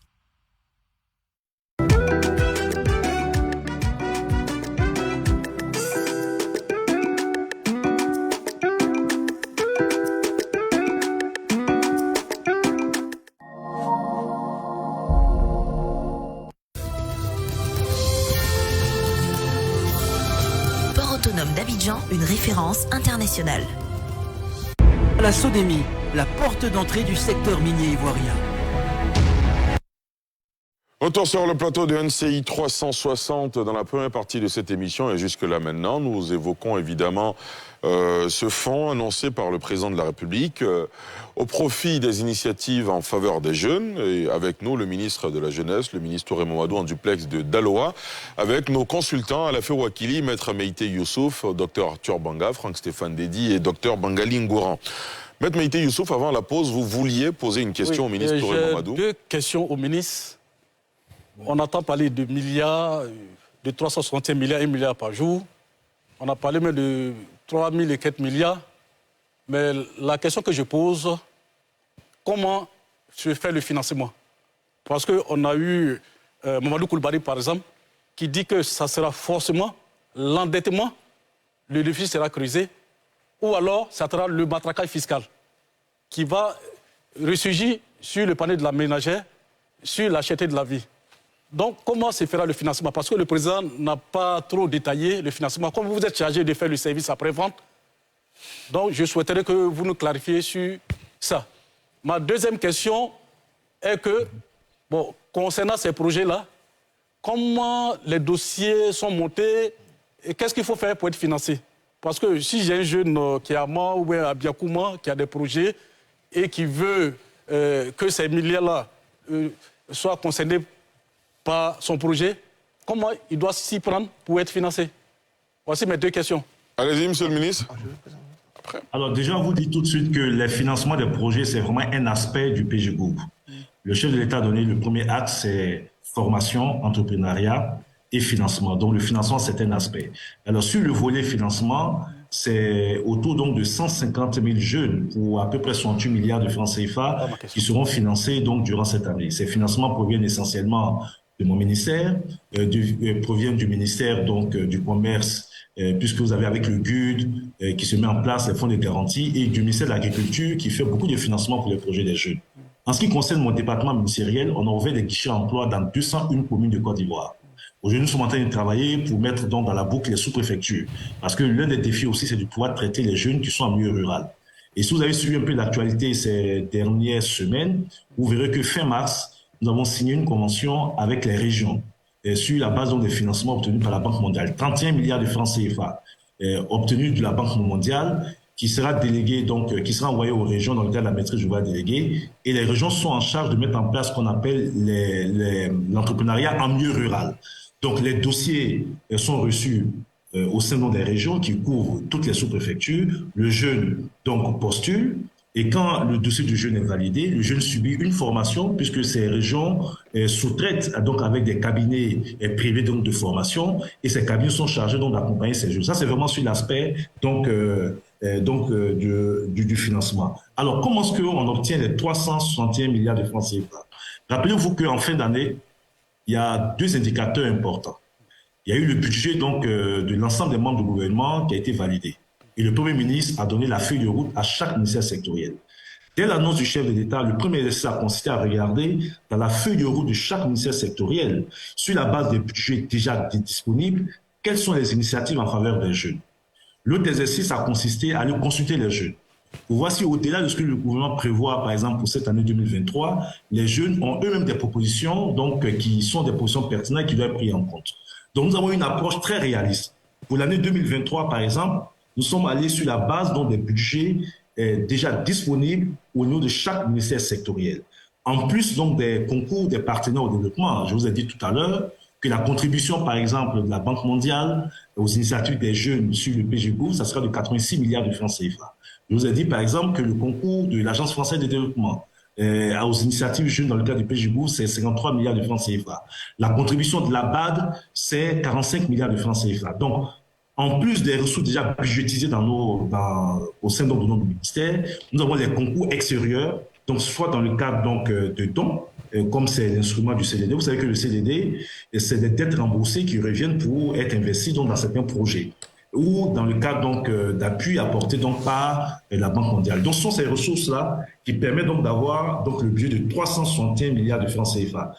C'est pas de l'endettement qui va se faire, etc. Maintenant, vous avez remarqué que nous ne sommes pas limités à l'année 2023. Nous avons une projection sur 2023-2025. Parce que lorsque vous entamez, par exemple, la construction d'un lycée professionnel, d'un centre professionnel ou d'un centre de service civique, la durée de construction d'un lycée professionnel peut aller de 18 mois à 24 mois. Donc, il y a des projets qui vont certainement commencer cette année, mais ces projets verront donc leur durée en termes d'achèvement courir jusqu'en 2025. Quand vous prenez des grands projets structurants, tels que le métro d'Abidjan, avec un potentiel de main-d'œuvre qui est de 1000 jeunes, ce projet va se faire aussi sur la période. Et sur la période, c'est des jeunes qui seront recrutés et qui vont travailler dans le cadre de ce projet. Ensuite, vous avez les infrastructures. Tout n'est pas financement de projet. On va faire beaucoup d'infrastructures. 14 centres de services civiques seront construits sur la période. Vous avez déjà le centre donc, de Boaké qui est fonctionnel. Vous avez le centre de Taloa qui sera fonctionnel dès le mois de septembre-octobre. Vous avez le centre d'Alzopé, de Korogo et des autres chefs-lieux des districts dont les travaux seront lancés d'ici la fin de l'année. Vous avez, je vous ai dit, les Agora, pilotés par mon collègue du ministère des Sports. 10 Agora seront construits sur l'ensemble du territoire national. Et je peux citer les lycées professionnels. 34 lycées, 34 établissements d'enseignement technique professionnel qui seront soit réhabilités, soit qui seront des constructions nouvelles, etc. Donc voilà un peu. Et puis, je vais rejoindre donc l'expert qui a intervenu tout à l'heure sur le bien-être des jeunes. Le dernier chapitre concerne donc le bien-être des jeunes, l'épanouissement des jeunes. Donc à ce niveau, il y a une série d'initiatives prises pour les jeunes, pour leur permettre donc d'avoir accès à travers le ministère de la Culture, le ministère donc des Sports ou le ministère donc du Tourisme à des loisirs. Il y a des formations qui vont se faire. Les prochains jours, c'est 5000 formations dans le domaine du tourisme. C'est 5000 formations dans le domaine donc, des métiers du sport. Donc le PGBOU, pour me résumer, c'est des formations pour les jeunes, c'est le financement d'entrepreneuriat pour ceux qui sont donc qui veulent entreprendre, c'est les programmes d'insertion directe, donc permettre à des jeunes d'avoir un emploi salarié, c'est les infrastructures sportives, les infrastructures donc dans le secteur de l'éducation pour les jeunes, c'est, je l'ai dit tantôt, 110 000 boursiers ou personnes aidées qui seront pris en charge dans le cadre du PGBOU. Donc voilà un peu ce que je peux dire. J'espère avoir été clair, sinon je peux répondre à votre question. D'accord. Dernière question peut-être avant de vous laisser partir, Monsieur le Ministre, vu que nous avons un autre sujet à aborder dans cette émission. Arthur Banga, allez-y. Moi, deux choses. Le président a parlé d'engagement citoyen. Comment on ne le retrouve pas dans votre explication. Je pense que c'est quelque chose d'important pour la jeunesse. Et quelle sera la forme de cet engagement citoyen?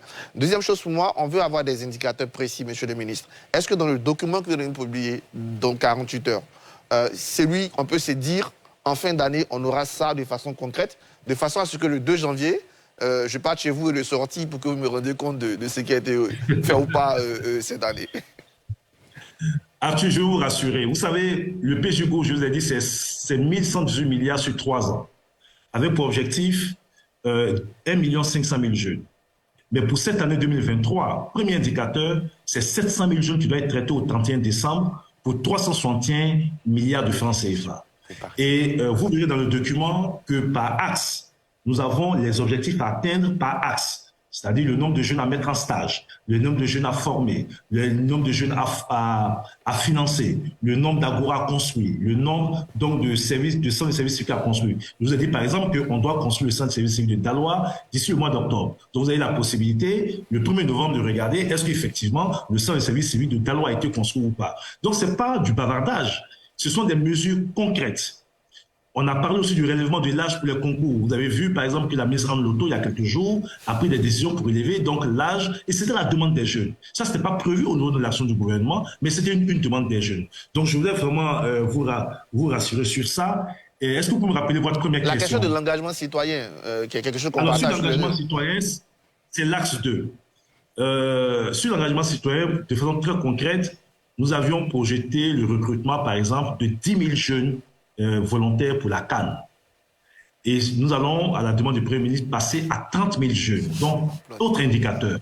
Et le lancement doit se faire en lien avec la CAF le 15 du mois prochain, le 15 mai. Donc, le 15 mai, le 16 mai, vous pourrez regarder, est-ce qu'effectivement, ce programme de recrutement, dont des 30 000 jeunes a été lancé ou pas, est-ce qu'à la faveur de la CAN, il y a 30 000 jeunes pour des actions citoyennes d'appui à l'organisation de la CAN qui a été fait. Tous ces jeunes qui sont en train d'être formés dans les centres de services civiques sont des jeunes qui vont concourir aussi à cet engagement, atteindre ce objectif d'engagement citoyen. Au-delà des jeunes pour la CAN, c'est des jeunes bénévoles, des jeunes volontaires, en dehors de la CAN, qui seront formés et qui doivent aider à des actions communautaires dans leur commune, dans leur région, etc.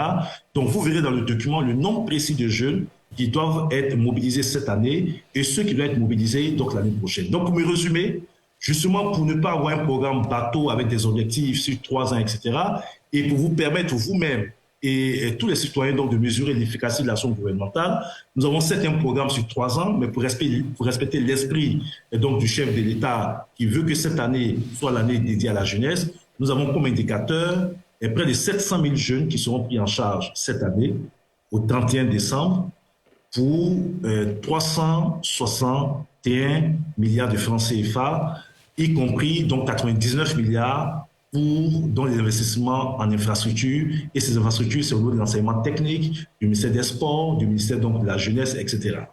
Très bien, Franck Dédy, dernière question. Oui, très rapidement. Bon, on m'a demandé de ménager le ministre parce qu'il est supporter de l'Africa Sport. Qui vous a demandé de le ménager? Voilà, donc, je voudrais... Est-ce que... C'est une question et en même temps une ouverture. Allez-y. Est-ce que le ministre, en concertation avec ses autres collègues ministres, pour ne pas leur faire offense, pourrait être le porte-voix de ces sujets que j'ai évoqués là, auprès peut-être du vice-président ou du président directement, que ce soit de façon formelle ou informelle? J'ai parlé de la question du CAPA, j'ai parlé de la question des cités universitaires, j'ai parlé de la question de la santé, parce qu'on a besoin de... Mais le ministre vous a invité à ses bureaux. Oui, avant le rendez-vous de mercredi, naturellement. Très bien. Voilà, donc si le ministre... Parce que cela touche directement les jeunes et ça sera une bouée de sauvetage pour les jeunes, si le ministre pourrait, de façon formelle ou informelle, porter cela aux oreilles du président de la République.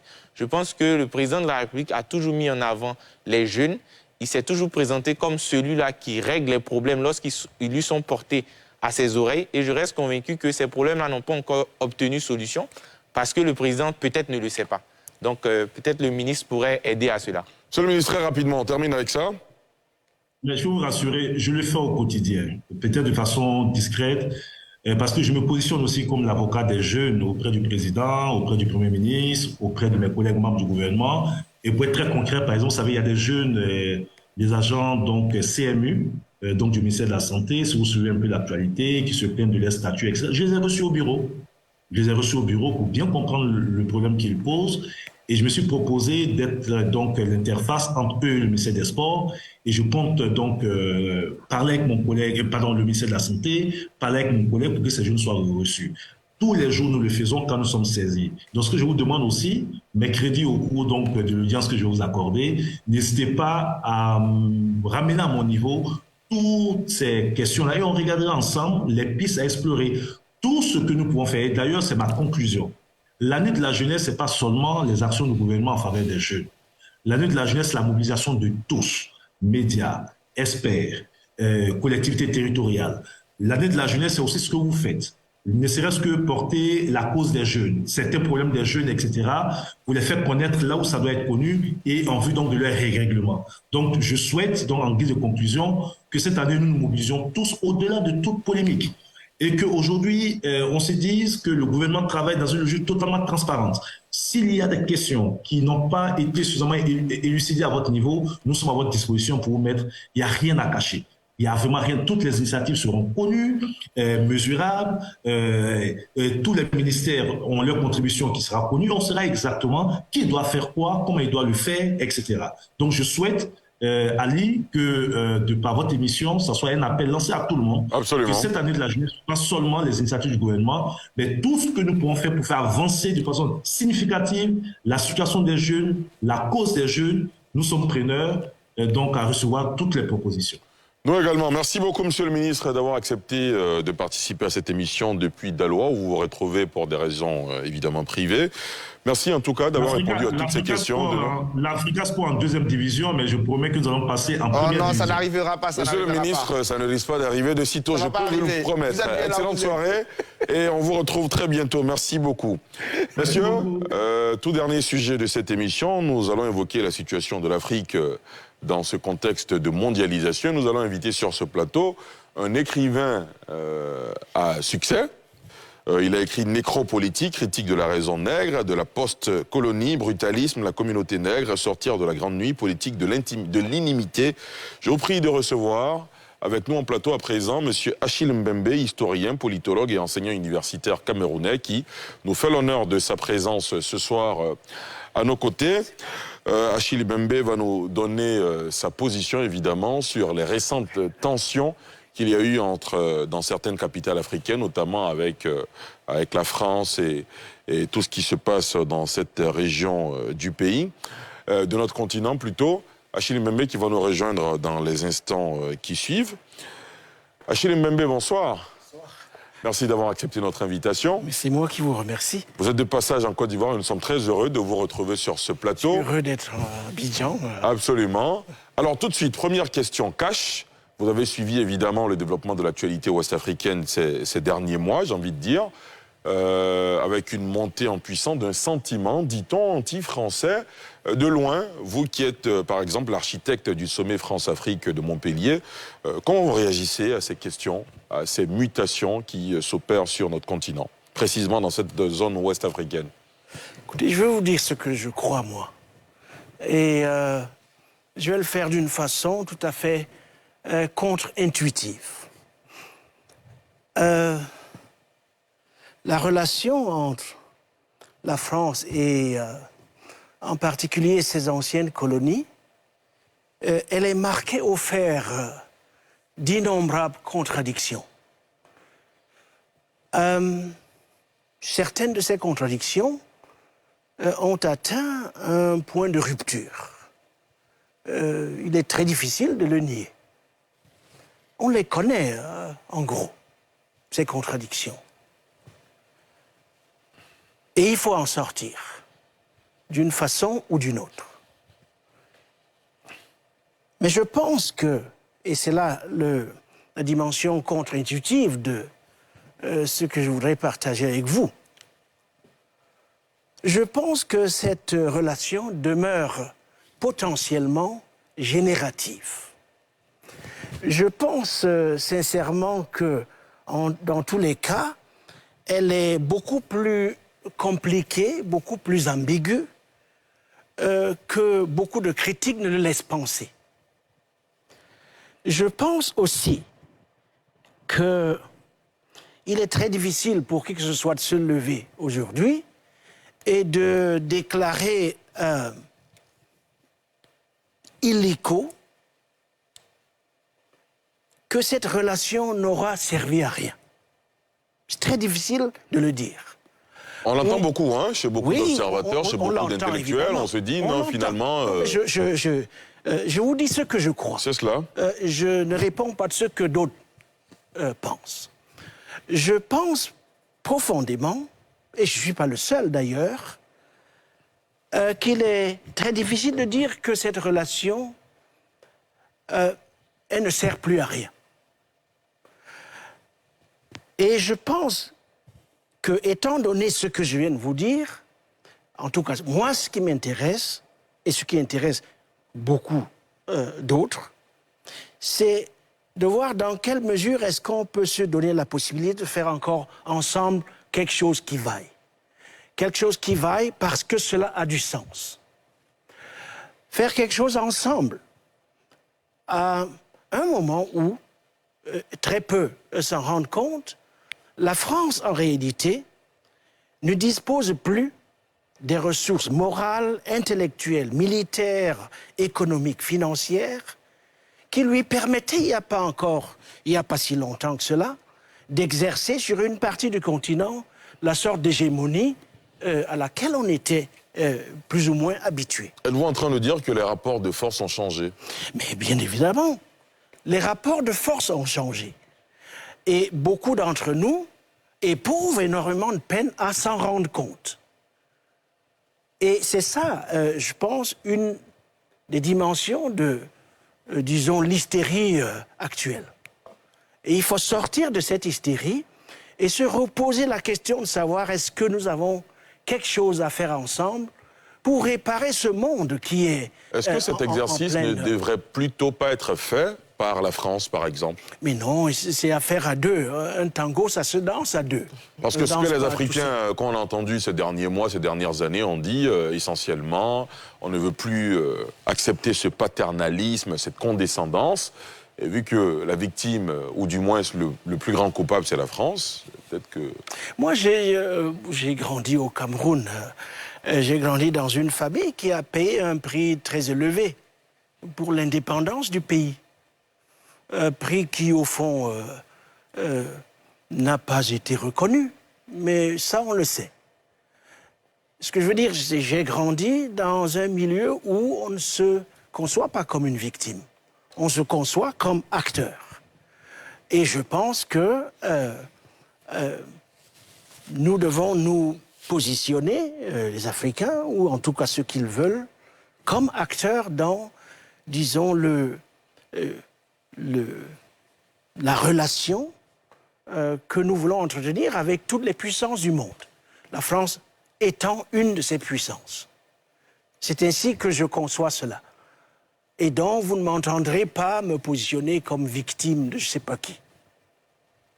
Docteur Bangali Ngoran.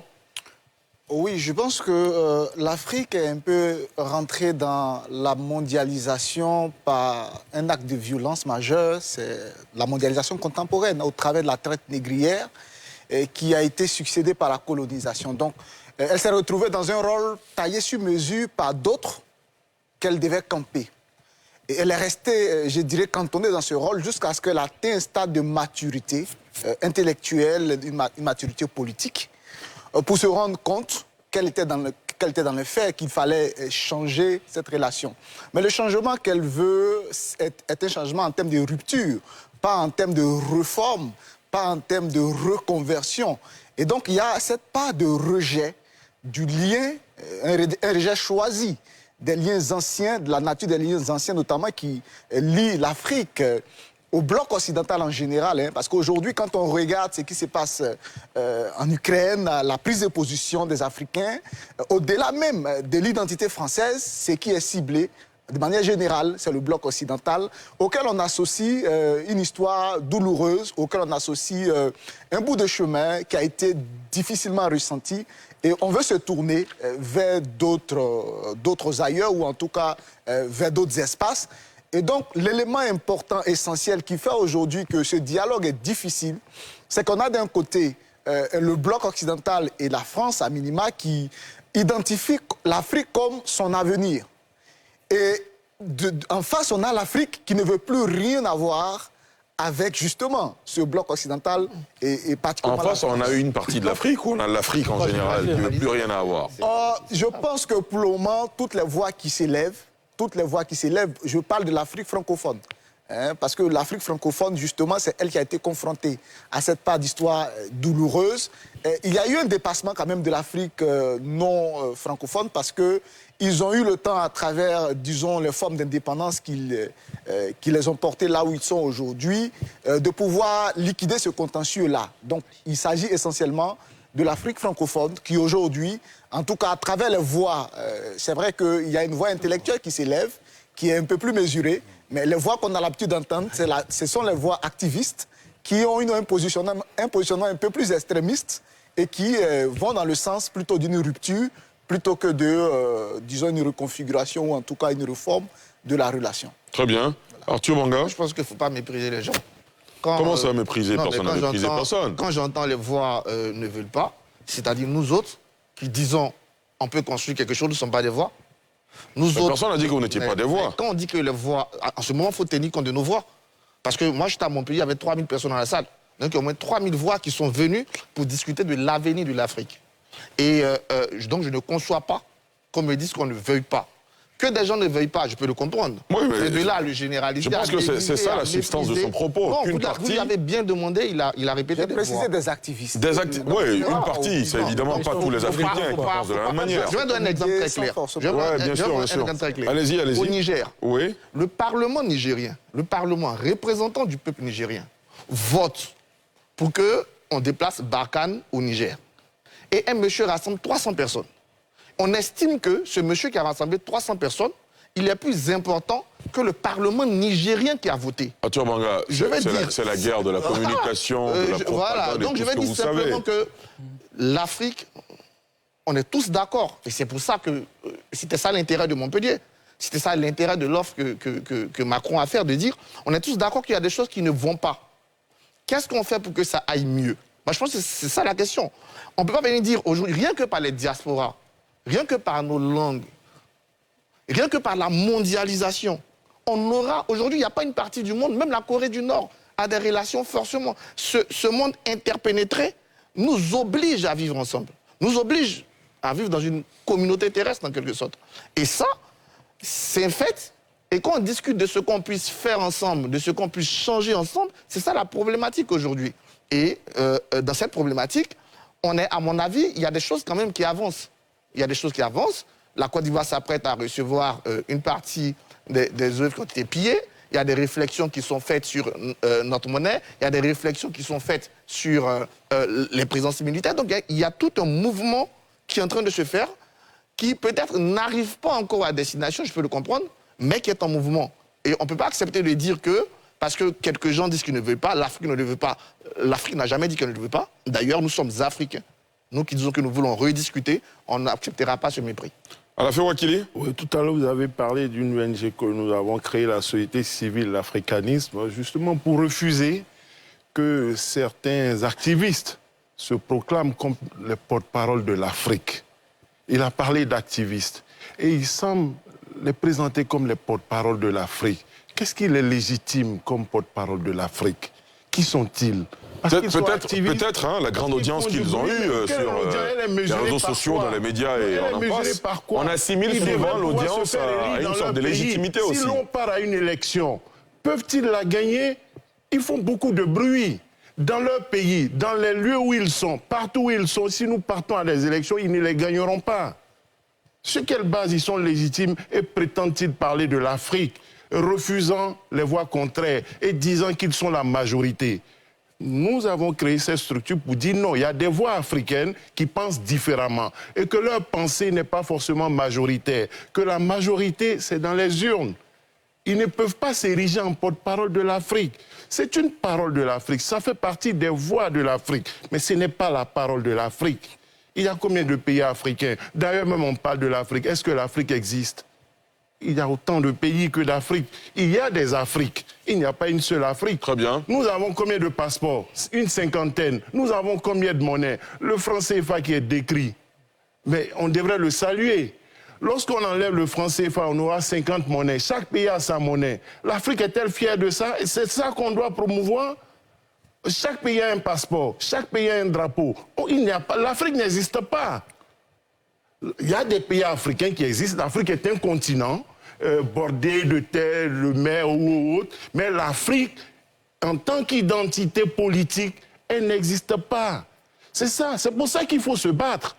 Au lieu de faire des discours anti je ne sais quoi, l'Afrique a des véritables problèmes. C'est un problème d'unité, c'est un problème d'intégration. C'est le passeport unique qui a été brandi à Kigali qui ne sert à rien, qu'on ne voit pas. C'est le marché commun africain qu'il faut bâtir. Ça, ce n'est pas une affaire de France, de l'Occident. La colonisation est lointaine. La traite négrière est lointaine, sauf si on veut toujours justifier des choses par rapport à notre volonté d'avancer. Nous sommes maîtres de notre destin. On dit oui, l'Afrique n'était pas dans l'histoire. Aujourd'hui, elle prétend faire son histoire. Ceux-là qui parlent au nom de l'Afrique, que font-ils pour être le moteur de cette histoire, pour créer cette convergence afin que l'Afrique prenne en main son destin? C'est cela qu'on attend, au lieu d'indexer des adversaires de l'Afrique. Il faut que les fils d'Afrique prennent conscience de leurs responsabilités, de leurs devoirs. Voici pourquoi nous avons mis en place cette structure. Et nous serons là pour porter la parole de l'Afrique, la parole à nous, qui est aussi une parole de l'Afrique, à côté des autres paroles qui se font de plus en plus bruyantes. Et cela ne fera qu'enrichir le débat. Messieurs, j'ai un grand regret, c'est qu'on est dans un sujet avec beaucoup de passion, qui malheureusement devra s'arrêter d'un moment à l'autre. En tout cas, on va continuer d'échanger avec Achille Mbembe, qui est de passage à Abidjan. Vous souffrirez, messieurs, que je lui pose une nouvelle question avant de vous redonner la parole. Achille Mbembe, dans ce défi de mondialisation auquel doit faire face l'Afrique, il y a aussi ce qu'on appelait le New Scramble of Africa, cette ruée vers l'Afrique. C'est l'avenir, finalement? Et l'avenir est... c'est peut-être déjà même le présent. La réalité est à la compétition. Et pour nous, la question de la souveraineté, elle est réelle. Et je pense sincèrement que pour recouvrer une portion de notre souveraineté, nous allons devoir, l'Afrique, en tant que projet, nous ouvrir à nous-mêmes. L'Afrique va devoir s'ouvrir à elle-même, se constituer comme un vaste espace de circulation des idées, des marchandises, des personnes, ainsi de suite. Vous pensez à l'Europe? Je ne pense pas à l'Europe. L'Afrique devra se forger, se former sur la base de ses forces propres. Et il y en a. Ces ressources, on les a. Notre histoire, elle est très complexe. Elle n'a pas commencé avec la colonisation. Elle a commencé longtemps avant tout cela. Il faut nous reconnecter à ces forces longues, de long terme, affronter deux questions historiques qui nous ont désavantagés dans notre rapport avec le monde au long du temps. Premièrement, développer une capacité à garder pour nous les choses de valeur que nous avons créées. Parce que l'histoire montre que ces choses de valeur, nous n'avons pas su les conserver pour nous. Qu'il s'agisse des êtres humains, vous parlez de la traite des esclaves, des ressources du sol, du sous-sol, des cerveaux, ainsi de suite. Nous les avons soit gaspillés, soit tout cela nous a été pris. Il faut constituer cette capacité à garder pour nous le meilleur de nous-mêmes. Deuxième chose, il faut constituer en Afrique cette capacité à ne pas brader des intérêts communs pour des intérêts privés. Personnels. Si nous arrivons à répondre à ces deux faiblesses historiques, eh bien, nous serons en mesure de prétendre à exercer sur le monde, disons, à occuper notre place propre dans le monde et à devenir, comme les autres, responsables de sa marche. C'est cela. Franck-Stéphane Dedi, vous voulez réagir? Oui, très rapidement. Je pense que le problème qu'on essaie de poser ici, c'est un peu le serpent qui se mord la queue. Moi, c'est avec beaucoup d'amusement que j'écoutais Arthur. Amusement.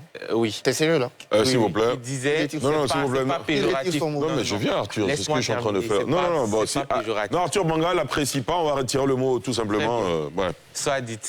C'est avec beaucoup de sourire que je l'écoutais tout à l'heure quand il disait que, par exemple, dans un pays comme au Niger, il y avait le Parlement qui a voté une loi et quelqu'un d'autre a réuni des personnes pour s'opposer à la loi. Bon, je n'étais pas là-bas pour compter. C'est moi qui ai dit, pas te dire. Je te précise. Arthur, on laisse terminer, s'il vous plaît. Le problème, comme je l'ai dit, il est multiforme. Comment nos parlements sont formés? Quels sont les projets qu'on vend? Est-ce que vous êtes en train de remettre en cause la légitimité de nos parlements? Non, Monsieur, s'il vous plaît. Oui. En fait, si on ne s'écoute pas, on risque. Oui, bien sûr, c'est pour ça que j'essaie de rappeler les autres à l'ordre. Allez-y. Quand moi j'ai la chance de voyager, quand je suis au Burkina et même au Niger, où pour faire la campagne, pour être élu député, on me dit, ou président parfois, on me dit, votez pour moi, je vais vous apporter de la mer d'Abidjan ou de Cotonou jusqu'à... Celle-là, on l'a entendue au Burkina, par exemple. Bon, quand des personnes ne savent pas pourquoi elles doivent être élues, typiquement, ces personnes-là ne peuvent pas représenter le peuple. Elles le représentent pour la forme, mais après, on ne peut pas s'offusquer du fait qu'il y ait d'autres voies alternatives à celle-là. Qu'elles soient légales ou illégales, on devrait plutôt les écouter et voir comment est-ce qu'on trouve le juste milieu. Dans son propos, il a parlé, par exemple, de la présence militaire en Afrique, ce genre d'éléments-là. Si tant est que ce n'était pas des éléments entravants au développement des pays, je pense que ça devrait tout de suite être retiré. Mais pourquoi est-ce que, comme il le dit, des réflexions sont menées depuis plusieurs années et on maintient cette présence militaire dans ces pays-là? Sur la question de la monnaie, d'autres diront, d'autres personnes ont des monnaies pas forcément arrimées à l'euro, les économies n'en sont pas moins florissantes. Mais si tant est que ce lien-là avec la France n'était pas entravant au développement de ces pays-là, pourquoi est-ce que ces liens-là, on ne les retirait pas? Donc aujourd'hui, ce n'est pas parce qu'il y a la présence de ces éléments-là qu'on n'est pas beaucoup plus développé ou moins développé que d'autres pays qu'on dirait qu'on ne devrait pas se poser des questions là-dessus. La question aujourd'hui, et j'aime bien le propos du professeur, c'est de dire, nous avons eu un parcours pendant plusieurs siècles ou plusieurs années. Il est bon aujourd'hui de se poser la question, quel est le bilan qu'on en fait? Comment est-ce qu'on retire les éléments négatifs de cette relation-là à travers le temps sans que ça ne dérange l'un ou l'autre des protagonistes? Et comment est-ce qu'on bâtit avec succès l'avenir?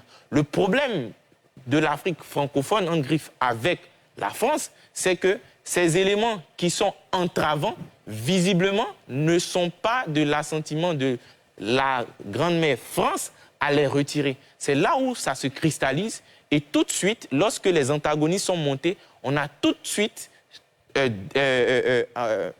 labellisé cela en disant sentiment anti-français, de sorte à pouvoir polariser les relations entre les individus des deux parties. Et ça s'est fait à dessein. Et c'est pourquoi je pense qu'aujourd'hui, il faut se poser les bonnes questions. Le professeur l'a dit, il faut que des intellectuels africains qui représentent la voix du peuple également arrivent à se dire, à un moment donné, on devrait mettre en avant l'intérêt collectif plutôt que l'intérêt individuel. On est tous d'accord là-dessus, finalement. Sauf que, comme je disais, c'est encore une fois le serpent qui se mord la queue.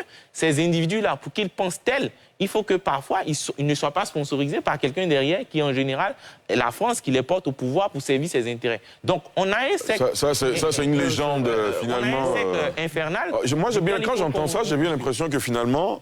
Nous, Africains, n'avons aucune responsabilité. Voilà. C'est nous toujours qu'on manipule, finalement. C'est pas ce que je dis. Je dis que nous avons une responsabilité. L'autre protagoniste qui est ici, la France, a aussi une responsabilité. Aujourd'hui, il faut qu'on s'asseye pour dire, voilà le parcours qu'on a eu jusque-là, voici ce qui a marché, voici ce qui n'a pas marché. Et ce qui n'a pas marché, on devrait être d'accord de part et d'autre de la table à le retirer. Mais pour cela, il faut que le cadre soit établi. On a l'impression que de l'autre côté, on veut nous maintenir dans les faits. Encore une fois, c'est une impression. De l'autre côté, on veut que ces intellectuels-là n'émergent pas pour pouvoir proposer certaines choses. Aujourd'hui, tu es là, on en discute par derrière. Aujourd'hui, il y a eu le nouveau sommet c'est quoi, Afrique-France ou France-Afrique, je ne sais plus.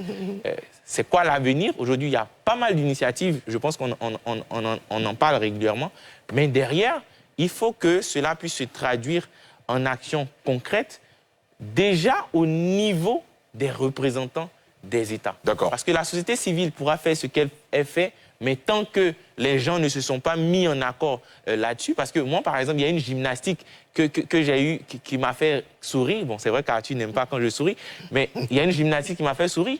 Le président, par exemple, de la République, le chef de l'État, Alassane Ouattara, est allé en France, alors qu'il était avec le président Macron. Il a eu à dire qu'on a un CFA solide. Quand il est revenu en Côte d'Ivoire, quelques mois après, il a dit qu'il y a des réformes qui doivent être faites sur ce CFA-là. Il a des problèmes, on doit passer à l'éco. Donc cette gymnastique-là, on ne se retrouve pas par moment. Et toutes ces questions seront évidemment abordées au fil des émissions. Messieurs, j'ai une tâche très compliquée, très difficile. Je vais vous donner la parole. Laissez-moi aller au bout. Je n'ai plus que 3 minutes pour terminer cette émission. Maître Meïté, franchement, mérite de parler quand même 30 secondes. Maître Meïté, allez-y. Bon, l'Afrique n'est pas rentrée dans la mondialisation, c'était le thème. Donc moi, je souhaite qu'il ne faudrait pas qu'on nous pose un rapport dialectique entre la France et l'Afrique, comme M. Bangali a tenté de le faire, et en se basant sur des cyberactivistes qui vilipendent la France chaque jour, chaque matin. Est-ce qu'on a demandé l'assentiment des populations africaines par rapport à la situation vis-à-vis de la France? Il faudrait qu'on essaie de voir une généralité. L'Afrique essaie de multiplier ses partenaires. Et aujourd'hui, les difficultés qui minent l'Afrique dépendent de l'Afrique elle-même. Il ne faudrait pas qu'on trouve des boucs émissaires. Aujourd'hui, même si on est en retard et qu'on n'est pas rentré dans la mondialisation, ça dépend aussi de la malgouvernance, des régimes dictatoriaux qui sont installés. Il n'y a pas de démocratie. Tout cela contribue, tout cela constitue un frein. C'est où les régimes dictatoriaux? C'est où? Des régimes dictatoriaux sont Vous avez terminé, Maître Meïté? J'ai pas beaucoup de temps, moi. Et puis, en plus, la guerre qui mine l'Afrique, le terrorisme, tout ça est un nouveau défi sécuritaire. Voilà. Ce sont ces défis-là qui retardent l'Afrique, de sorte qu'elle n'arrive pas à rentrer dans la mondialisation. Il va falloir que nous, les Africains, on s'asseye déjà, réfléchir, être assez responsables avant d'accuser les autres. Très bien. Achille Mbembe, je m'en voudrais de ne pas vous poser une toute dernière question sur la démocratie, parce que vous avez fait beaucoup de productions.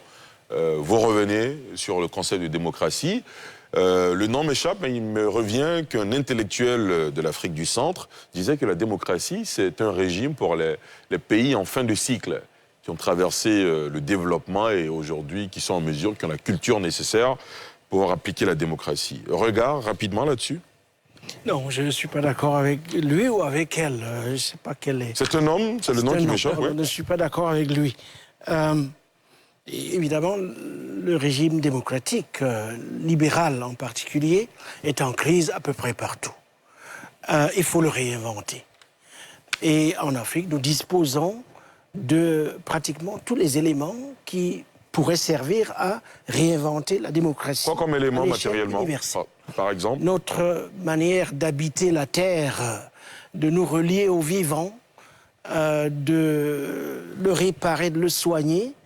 Il y a là, dans nos cosmogonies, c'est ce que je montre dans mon dernier ouvrage, La communauté terrestre, en m'appuyant cette fois-ci sur les cosmogonies d'Ogon Bambara, on a un trésor tout à fait illimité pour repenser la Terre et proposer à notre monde en crise des solutions correspondant à la sorte de crise à laquelle on fait face, crise écologique, crise climatique, crise de la représentation, et ainsi de suite.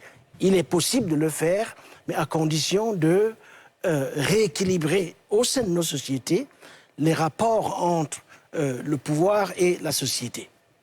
Achille Mbembe, merci d'être passé sur ce plateau. On espère que pour votre prochain passage à Abidjan, on m'a dit fin juin, me semble-t-il. On espère vous revoir. Je serai là assez régulièrement cette fois-ci. Absolument. On va consacrer une émission pour évoquer tous ces défis auxquels l'Afrique doit faire face.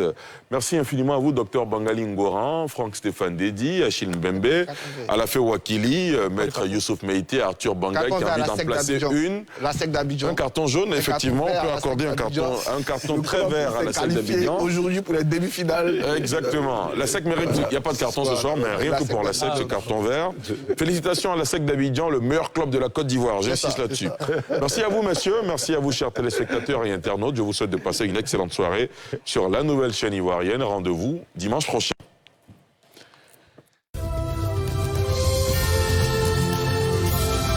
Port autonome d'Abidjan, une référence internationale. Cette émission vous a été présentée par la SODEMI, la porte d'entrée du secteur minier ivoirien.